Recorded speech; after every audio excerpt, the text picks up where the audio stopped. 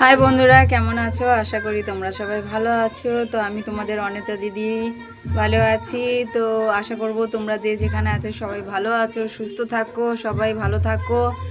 তো বন্ধুরা চলো, আজকে আমি রান্না কি করছি বা কি করেছি সেটা তোমাদের সঙ্গে শেয়ার করছি।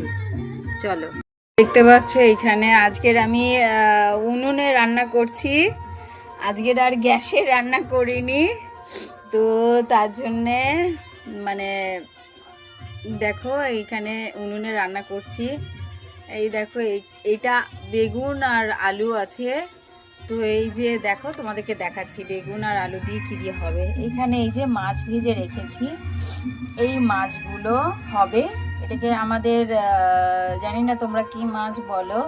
এখানে দু একটা কমপ্লেট মাছও আছে ছোট ছোট, আর সালপেট মাছ বলি সেই মাছটা রয়েছে। এই দেখতেই পাচ্ছ আমি ভেজে রেখেছি। তো এটা দিয়ে হবে ঝাল। আর এইখানে দেখো অলরেডি হয়ে গেছে। এই যে দেখো ফুলকপি আর আলু মানে ভেজেছি, এই যে দেখতেই পাচ্ছ এই যে ফুলকপি আর আলু।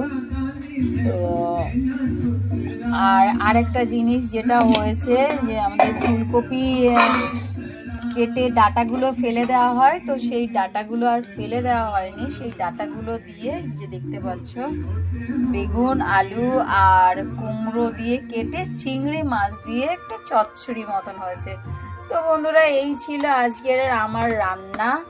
তো আজকে সেরকম কিছু রান্না হয়নি, জাস্ট এইটাই হয়েছে। এখানে চচ্চড়ি হয়েছে, আর এখানে ফুলকপি আলু ভাজা, আর এই মাছ দিয়ে, আর এখানে দেখতে পাচ্ছ বেগুন আর আলুটা মাখো মাখো টাইপের বানাবো।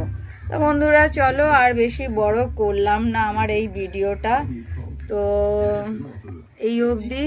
আর চলো, তোমরা সবাই ভালো থেকো, সুস্থ থেকো, আর জানিও অবশ্য কমেন্টে যে আমার রান্নাগুলো তোমাদের কেমন লাগে, ডেইলি রান্না।